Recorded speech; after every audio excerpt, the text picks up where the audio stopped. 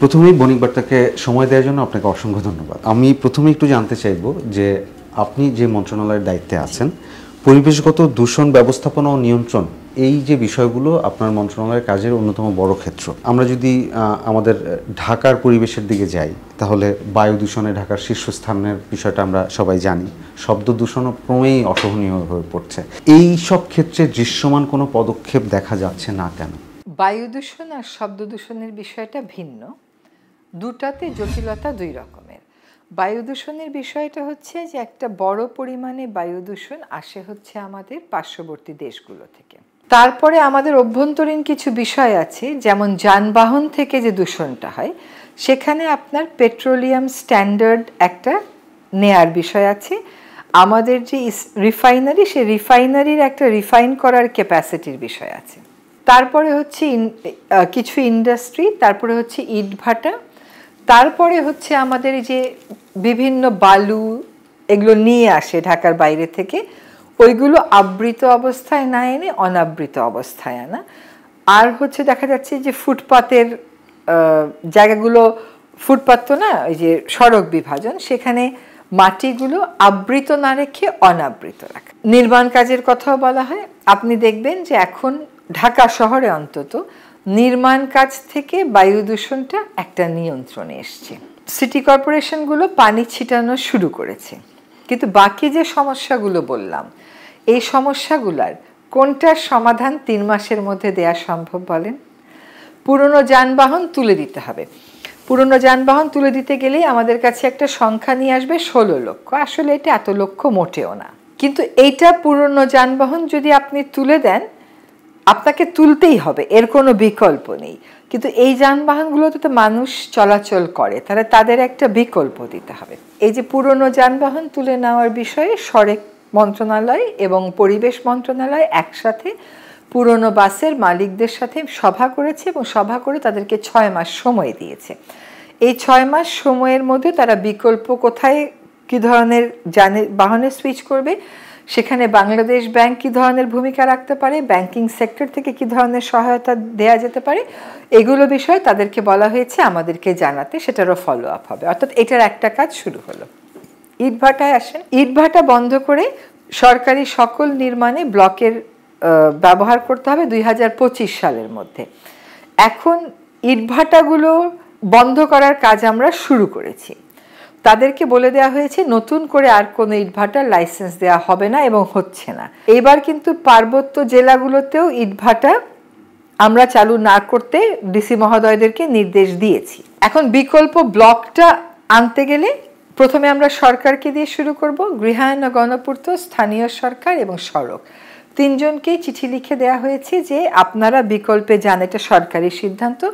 গৃহায়ন এবং গণপূর্ত জানিয়েছে যে অলরেডি তারা 80% ব্লকে চলে গেছে। তাহলে এইখানেও একটা কাজ শুরু হয়েছে। ঢাকা শহরের অনাবৃত জায়গাগুলো, সেগুলো আবৃত করার জন্য সিটি কর্পোরেশনকে বলা হয়েছে তারা ব্যবস্থা নেবে। এখানেও একটু প্রশাসনিক আমাদের সমস্যা আছে, কারণ আগে যেরকম মেয়ররা ছিলেন এখন তো সেরকম নেই, সেই সংকটটা কাটিয়ে উঠতে হয়েছে। বায়ু দূষণ চীনের মতন দেশে যারা শীর্ষেও তেমন ছিল না, তাদের 5 থেকে 7 বছর লেগেছে। আর আমার রিফাইনারি ঠিক করতে হবে, পুরনো বাস তুলতে হবে, ইটের বিকল্প আনতে হবে, এগুলো করার পরে আমি হয়তো বছর 2-2.5 মধ্যে আর শীর্ষে থাকবো না, তখন নেমে আসবো। কিন্তু মোটামুটি গ্রহণযোগ্য যদি বাতাস দিতে হয় নাগরিকদেরকে, আমি কোনো ইজি রেসপাইট দেখছি না।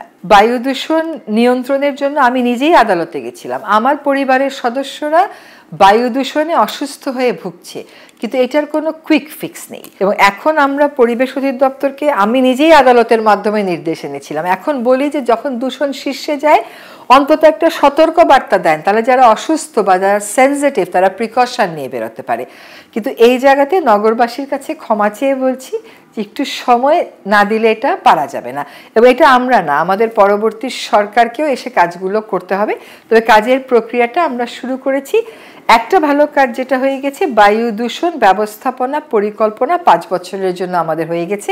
ওই পরিকল্পনা ধরে যে যে মন্ত্রণালয় তার কাজগুলো করবে, কাজগুলো সময় সাপেক্ষ। প্রতিবেশী দেশ থেকে এই বিষয়টা একটু ব্যাখ্যা করুন। হ্যাঁ, প্রতিবেশী দেশের থেকে ওদের যে শিল্প দূষণগুলো হয়, বাতাসকে তো আর আপনি ভিসা না দিয়ে আটকাতে পারবেন না। বাতাস তো এক জায়গা থেকে আরেক জায়গায় চলেই আসছে, এবং তাদের ওখানে কয়লা উত্তোলন এরকম অনেক কাজগুলো আমাদের বর্ডার এরিয়াতে হয়, কাজে সেই দূষণগুলো আমাদের এখানে আসছে। 22 থেকে 25% হচ্ছে পাশের দেশ থেকে আমাদের দূষণটা আসছে। অন্যান্য দেশের ক্ষেত্রেও এই ধরনের পরিস্থিতির ক্ষেত্রে কি মেজার নেওয়া হয়? এখন বিশ্বব্যাংক এখানেও সেটা চেষ্টা করছে যে দক্ষিণ এশিয়ার দেশগুলোকে একসাথে বসিয়ে বায়ু দূষণ উন্নয়নের জন্য কিছু কর্মসূচি গ্রহণ। আপনার প্রথম প্রশ্নের একটা ছোট্ট উত্তর আমার দেয়া বাকি ছিল, সেটা হচ্ছে শব্দ দূষণ। আমি আসলে শব্দ দূষণে কাজ শুরু করেছি, এটা আপনারা দেখেছেন। প্রথম চেষ্টাটা করলাম যে ঢাকা বিমানবন্দরটাকে অন্তত শব্দ দূষণ মুক্ত করা যায় কিনা। বিদেশ থেকে আসলে ঢাকার শুধুমাত্র কাস্টমসটা পার হয়ে যখন গাড়িতে উঠবেন, আমি এত হর্নের আওয়াজ পৃথিবীতে কোথাও শুনিনি।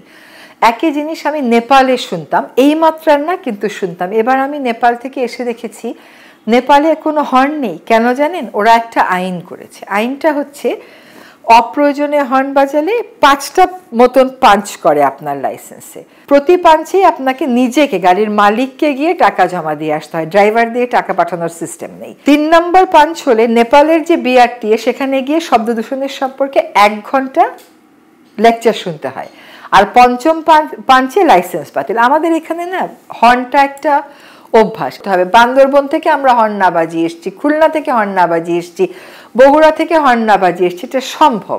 আমাদের আইনে হর্ন বাজানোটাকে দণ্ডনীয় অপরাধ ঘোষণা করলেও দণ্ডনীয় করেনি। ফলে এইখানে আইনের একটা সংশোধন এনে আমি আবার এই ক্যাম্পেইনটা শুরু করব এবং তারপরে আইনের প্রয়োগে যাব। এখানে একটা অজুহাত প্রায়ই আমাদেরকে দেয়, সেটা হচ্ছে যে রিক্সার জন্য হর্ন বাজে। তো বিমানবন্দরের রাস্তায় তো কোনো রিক্সা নাই, সেখানে তাহলে হর্ন বাজান কেন? সংসদ ভবনের সামনে তো কোনো রিক্সা নাই, সেখানে তাহলে হর্ন বাজান কেন? বাংলাদেশের বা ঢাকা শহরের ট্রাফিক ম্যানেজমেন্টই তো বিস্তর চ্যালেঞ্জ। এর সাথে কিন্তু হর্নের সম্পর্ক আছে, মনস্তত্ত্বের সম্পর্ক আছে। এখানে বিমানবন্দরে আমরা এই কাজটা করে দেখেছি, অল্প মাত্রায় কমেছে, কমেনি তা না, কিন্তু আমরা তো শাস্তি দিতে পারছিলাম না। তো সেখানেও শাস্তিটা আনলেও, শাস্তি প্রয়োগের ক্ষেত্রেও দেখেন ওদের অনেক ধরনের যুক্তি থাকবে, কিন্তু আমি মনে করি যে হর্ন বাজানোর ক্ষেত্রে 1.5 থেকে 2 বছরের মধ্যে অভ্যাসগত পরিবর্তন আনা সম্ভব, যদি আমরা আইনের প্রয়োগটা শুরু করি। ঢাকার 4 নদী প্রতিবেশগত সংকটাপন্ন, এটা ঘোষিত। এই নদীগুলোর সুস্থতা নিশ্চিতে কি ধরনের চ্যালেঞ্জ আপনি আগে দেখেছেন, আর এখন নতুন কি ধরনের চ্যালেঞ্জ মনে করছেন? যখন এই রায়টা হয় আমিও মামলার একটা পক্ষ ছিলাম, এবং এইখানে দেখেন তখন থেকেও যদি কাজ শুরু করা হতো আজকে সমস্যাটা এতটা গাড়িয়ে যেত না। আজকে 53 বছরে ঢাকা শহরের পয়ঃবর্জ্য নিষ্কাশন ব্যবস্থা গড়ে ওঠেনি। আমি 3 মাসে ওটা করতে পারবো? এটা সম্ভব? এই নদীগুলোকে আর দেখা যায় না, এত কষ্ট হয় এগুলো দেখতে। আমরা দায়িত্ব নিয়ে একটা কথা বলেছি, নদী পরিষ্কার করার একটা কর্মসূচি আমরা হাতে নিচ্ছি। এখন ঢাকা শহরের আমরা আপাততর জন্য 4টা নদী, বুড়িগঙ্গা, বালু, তুরাগ, শীতলক্ষা, এই 4টা নদীকে বেছে নিয়েছি। এগুলোর যারা দূষণ করে সেই তালিকাটা আমরা প্রস্তুত করেছি। এখন আমরা চেষ্টা করব এই নদীগুলোর মধ্যে কোনো একটা নদীকে বেছে নিয়ে অন্তত ওইটাকে দূষণমুক্ত করার কাজটা শুরু করতে পারি কিনা, আর বাকিগুলোকে নিয়ে আমরা একটা কর্মপরিকল্পনা একেবারে বিস্তারিত, যে কার কি করতে হবে, কত টাকা লাগবে, ওইটাও আমরা কিক অফ করব। এখন একটা নদী পরিষ্কার করতে যেই পরিমাণ টাকা লাগবে, কারণ এত বছরের জঞ্জাল, তো ক্রোমিয়াম কি নেই আমাদের নদীর মধ্যে, সেটা আমাদের জন্য একটা দুশ্চিন্তার কারণ। আমি এবারও জাপানের যে পরিবেশ মন্ত্রী তার সাথে কথা বলে এসেছি, জার্মানের সাথে কথা বলছি, বিশ্বব্যাংকের সাথে কথা বলছি, যে অন্তত একটা নদীকে আমরা পরিষ্কার করার কাজটা করতে পারি কিনা। আপনি নদীর পাড়ে সুন্দর করে ওয়াকওয়ে করে দিলেন, নদীর থেকে এত গন্ধ যে মানুষ এই ওয়াকওয়ে তো ব্যবহার করবে না। এখন এই পরিকল্পনাটা হয়ে গেলে এটাকে আমরা কিক অফ করার একটা ব্যবস্থা করব। আমরা চেষ্টা করব দেশীয় কোনো প্রযুক্তি আছে কিনা যেটা দিয়ে একটু কম পয়সায় করা যায়, কিন্তু আপনি ক্রোমিয়াম কেমন করে নদী থেকে সরাবেন? 3 থেকে 6 মিটার হচ্ছে আপনার পলিথিন ব্যাগ, এগুলোকে সরিয়ে আপনি রাখবেন কোথায়? এগুলো কিন্তু রাতারাতি হয়ে যাওয়ার বিষয় না। আপনি সাউথ কোরিয়ার দিকে তাকান, লন্ডনের দিকে তাকান, জাপানের দিকে তাকান, তারা কি পেরেছিল সবচেয়ে উন্নত প্রযুক্তি নিয়ে 2 বছরে নদী দূষণমুক্ত করতে, বা 3 বছরে? তারা তা পারে না। ইট উইল টেক টাইম, কিন্তু এই কর্মপরিকল্পনাটাই তো কেউ করেনি এখনো পর্যন্ত। ফলে আমাদেরকে একদম স্ক্র্যাচ থেকে হাত দিতে হয়েছে। একটা জিনিস আমি বিশ্বাস করি, ঢাকাকে বাঁচাতে হলে ঢাকার জলাশয়কে বাঁচাতে হবে। ঢাকার জলাশয়কে না বাঁচিয়ে ঢাকাকে ট্রেন দিয়ে, বাস দিয়ে, গাড়ি দিয়ে, গণপরিবহন দিয়ে বাঁচানো সম্ভব হবে না। ঢাকায় যদি পানি না থাকে, এখনই তো ঢাকা কারবালা, এতগুলো নদী, কিন্তু আপনি নদী থেকে পানি নিয়ে খেতে পারছেন না, আপনাকে যেতে হচ্ছে পদ্মায়, মেঘনায়। কাজে আমরা পরিকল্পনাটা করি, এটা চূড়ান্ত হওয়ার পর আপনাদের সকলকে জানাবো, আমরা অন্তত কাজটা শুরু করে দিয়ে যাই। আপনারা দায়িত্ব গ্রহণের পরেও বেশ কিছু পদক্ষেপ ঘোষণা দিয়েছেন। তো সার্বিকভাবে সেন্ট মার্টিন যে আলোচিত, এই যে তার পর্যটন আকর্ষণ ছাড়াও যে নানানভাবে আলোচিত, আমি সার্বিকভাবে সেন্ট মার্টিনটার বিষয়ে আপনার সম্পর্কে জানতে চাই। সেন্ট মার্টিন এমন একটা দ্বীপ যেখানে কোরালের উপস্থিতি রয়েছে। এটা খুবই সংবেদনশীল একটা এলাকা। এটা একবার নষ্ট হয়ে গেলে এটাকে আপনি ফিরিয়ে আনতে পারবেন না। এবং বিভিন্ন আন্তর্জাতিক জার্নালে বলছে 2045-এর মধ্যে সেন্ট মার্টিন আর থাকবে না। সেন্ট মার্টিন দ্বীপে বসবাস করে 8 থেকে 10,000 লোক স্থানীয়। ওখানে গিয়ে স্থানীয় লোকের বাইরে অনেকে গিয়ে ওখানে হোটেল করছে, মোটেল করছে। এগুলো বারবার বলা হচ্ছে, এটাও কিন্তু প্রতিবেশগত সংকটাপন্ন এলাকা, যে এগুলো অবৈধ, আমরা অনুমতি দেইনি, ডিসি অনুমতি দেয় না, পরিবেশ অনুমতি দেয় না, তারপরেও হয়ে ওঠে। এটা যে খালি ব্যক্তিরা করে তা না, সরকারি অনেক প্রতিষ্ঠানও তো ওখানে একদম ফাউন্ডেশন দিয়ে বিল্ডিং করে ফেলছে। সেন্ট মার্টিনকে বাঁচাবার কথা কেউ ভাবেনি।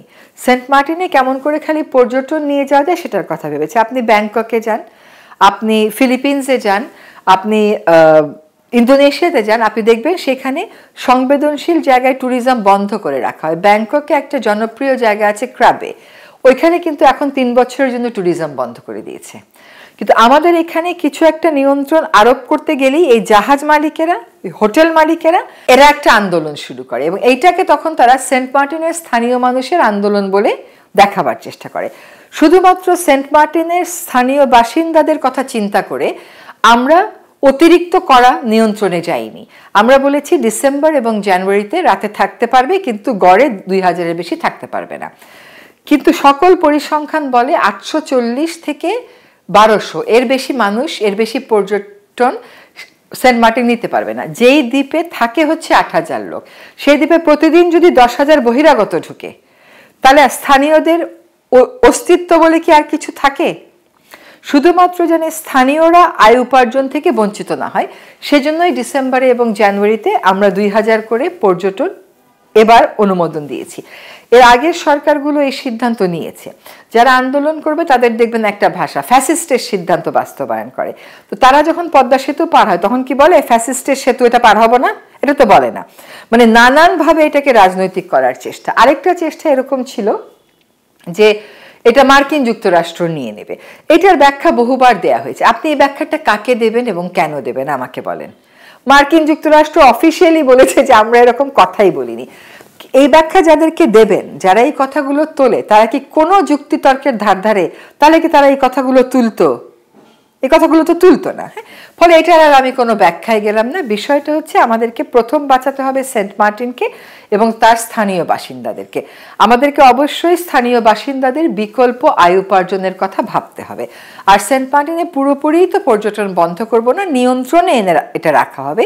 স্থানীয় বাসিন্দাদেরকে কিভাবে আমরা বিকল্প কর্মসংস্থানে নিতে পারি, তারা তো কিছু না কিছু করে খাচ্ছেনই, মাছ ধরছেন, পেঁয়াজ চাষ করছেন, সবজি চাষ করছেন, তার সাথে আমরা আর কি কি সহায়তা তাদেরকে দিতে পারি সেটাও আমরা এই পর্যটন মৌসুমের পরে তাদের সাথে কথা বলবো। তার মানে আপনি দায়িত্ব গ্রহণের পরে সেই যে বহির্বিশ্বের বা কোনো একটি দেশের আগ্রহের কোনো ছিটাফোঁটা আপনি দেখেননি? তারা কি জন্য এই দ্বীপটা নিয়ে আগ্রহী হবে আমাকে বলেন তো? এইটার তো আসলে আগ্রহের কোনো কারণই নাই। আর মানে এই কথা, যেমন কথাটা বলা হয় যে সেন্ট মার্টিন দিতে চাইনি বলে ক্ষমতায় থাকতে পারিনি।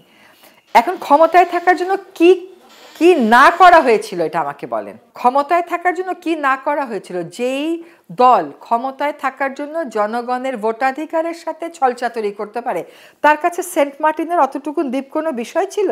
তাহলে এগুলো তো তার দলের কতজন অন্ধ সমর্থকদেরকে বা তার দলের সুবিধাবাদীদেরকে তাদের মুখে কিছু কথা তুলে দেওয়ার জন্য এই সমস্ত সস্তা জনপ্রিয়তার কথা। আরেকটা কথা একটু বলিনি, মার্কিন যুক্তরাষ্ট্র যে সমস্ত জায়গায় সামরিক ঘাঁটি স্থাপন করেছে, তাদের সাথে সেন্ট মার্টিনের আয়ত্ত, তাদের সাথে সেন্ট মার্টিনের ভূতাত্ত্বিক অবস্থা, এগুলো বিচার করলেই তো হয়ে যায়। এগুলো তো আপনারাও বহুবার বলেছেন, কিন্তু যারা কথা শুনবেন, আপনি যখন জেগে ঘুমাবেন আপনাকে তো আর উঠাতে পারবো না আমি। গত সরকারের দাবি অনুযায়ী যেসব উন্নয়ন পরিকল্পনার কথা বলা হয় সেখানে শিল্পায়নের একটা বড় জায়গা আছে। আমরা দেখেছি যে বহুদিন যাবত আপনার শিল্পায়নের মাধ্যমে আসলে বনের ক্ষত বেড়েছে আমাদের দেশে। তো সেই বনভূমি সংরক্ষণ, সেগুলো টেকসই ব্যবস্থাপনা, সেগুলো সুরক্ষা নিশ্চিত করার ক্ষেত্রে নতুন কোনো পদক্ষেপের বিষয়ে আপনারা ভাবছেন কিনা?